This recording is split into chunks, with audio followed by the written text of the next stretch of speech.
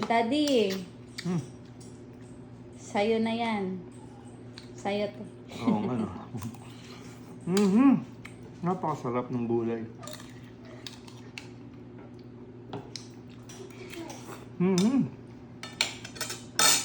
Mami, hindi na tuloy schedule natin sa ano? Basilan, papahinga tayo. Pero, Meron ka? may tayo schedule ng 4. 4 a.m. Dapat kanina, kaso pagod na.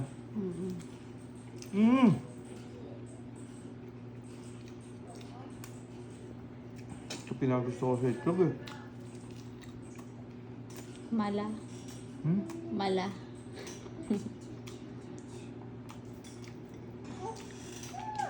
Masarap yung mama niya, may parang ka na. Hindi na lahat, di na magugutom. Hop. Tapos mami.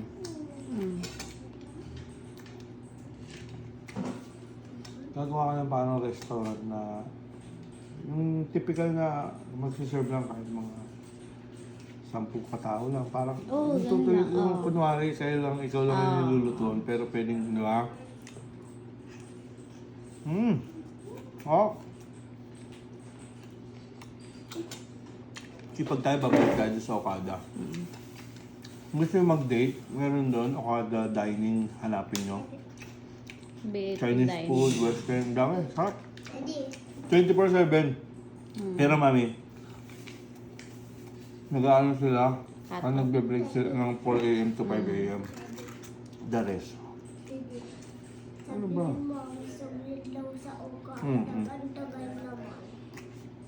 Pinakilala ko kasi yung client ko sa isa kong client. Okay naman. Sarap, mami.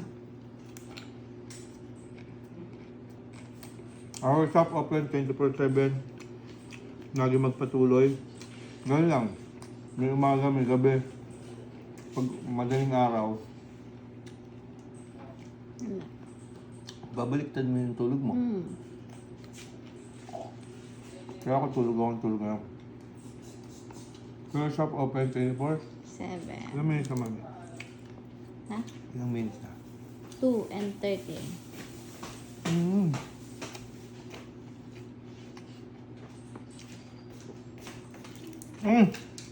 Kalimutan ko. Dugong. Hop. Wag daw masyado sa ugoong. Minsan lang naman.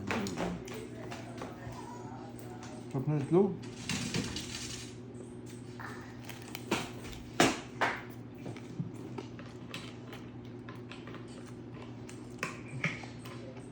Wala.